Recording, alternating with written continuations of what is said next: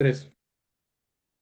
Hi, we are the team 4, and we're gonna talk about multidisciplinary approach in nutrition.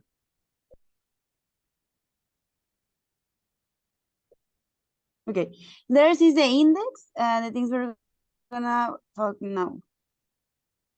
So first of all, we have to talk about the importance about a multidisciplinary approach, meaning that if we have different areas in the healthcare working collaborative, we can achieve a patient-centered care with better quality. And how we're gonna do this, we define roles and which giving respect and awareness to each area. So who is gonna be in this multidisciplinary approach? As a dietitian, the nurse, the psychologist, the healthcare as doctors, and food staffing staff. So what is the problem here? We know why it's important and why we should achieve it, but we have some barriers as the lack of training and nutrition culture in each person or healthcare professional, meaning that we also have a communication and information sharing lacking in all the part of the nutrition and self-care patient approach, the clinical leadership, the geriatry, and fear, meaning that normally the physician is the one who takes the decision for the patient, and we should have a group where we have collaborative working and each giving points and have a better decision making. Also, we have not defined roles in this part of the approach and lack of standardizing nutritional care as validated screening tools for diagnosis, treatment, nutrition, and management. Also, the meal environment as a system food medication for each patient and self-feeding, lack of commitment and enthusiasm as confidence, and limit variety and inadequate flexibility for food service. And finally, uniting the right person with the right task.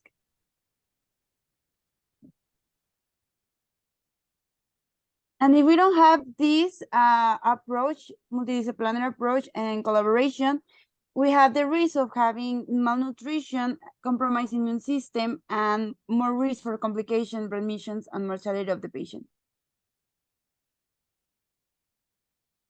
Okay, so multiple sclerosis, we know that it is an inflammatory, neurodegenerative, and demyelinating disease of the central nervous system, and it is the most common neurological disorder in young adults.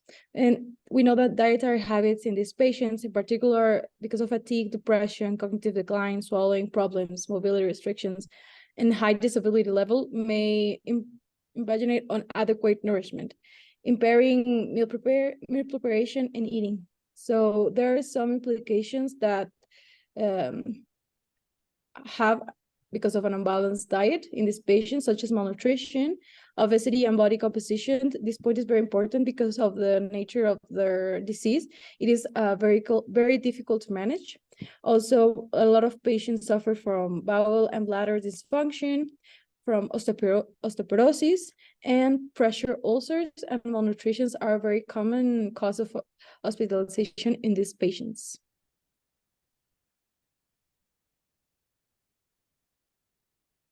So we know that to treat this condition, we have to use a multidisciplinary approach, especially for the nutrition.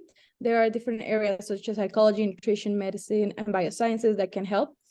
Psychology can help in the way that self-efficacy, and this is the belief that one can overcome challenges.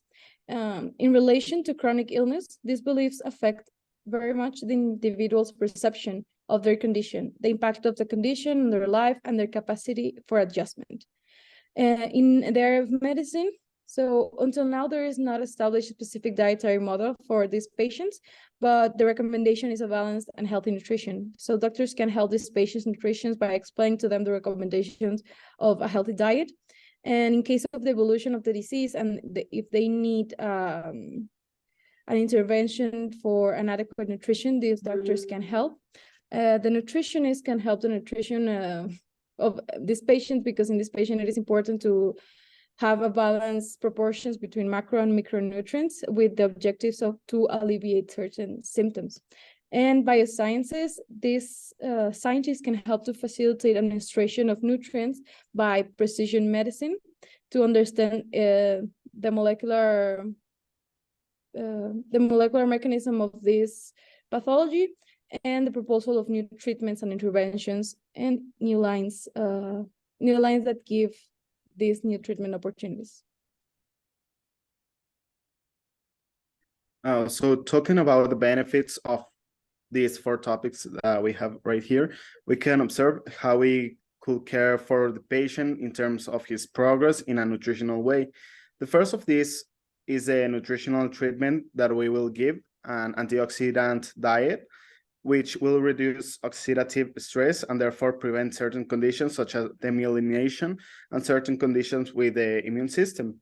We also want to avoid comorbidities in patients, which is why we have the prevention one, which will avoid consuming saturated fats and increase supplements such as omega-3 and vitamin D.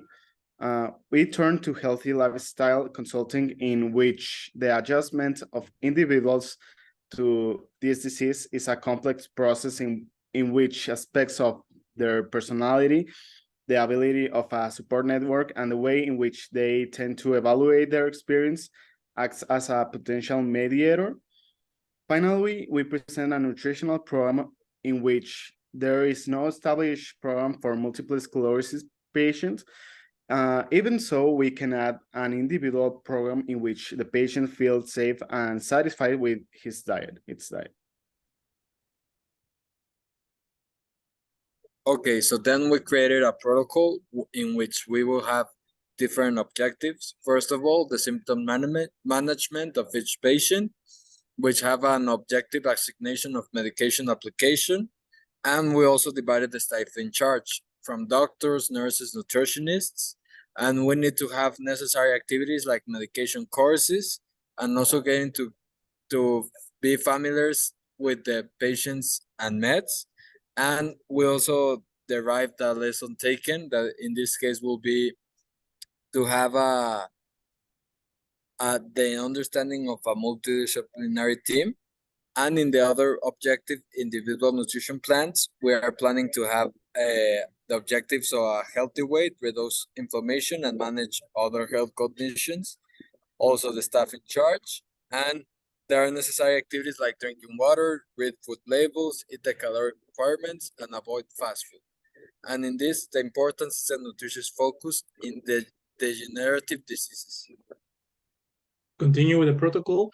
The education and counseling objective as a assignation of providing information of the disease, help patients understand their disease, and provide support.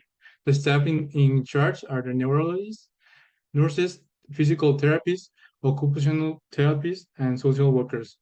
The necessary activities for this to achieve is disease courses like understanding the symptoms, causes, treatment, and prognosis, support groups, online forums, and counseling services. The lesson taken are importance of having a mentor during the process. To key is to survive this disease. The last objective is monitoring and evaluation. It have objectives of taking track of the patient's symptoms and progress, assess the patient response to treatment, identify any potential complication, make adjustments to the treatment plan. The staff in charge are the doctors, physical therapists, and activities are keep track of the symptoms, track the progress, be open and honest with your doctor, and don't be afraid to ask questions. And the lesson taken is the monitoring model has an important role for the patient's well-being. And that's all. Thank you for your attention.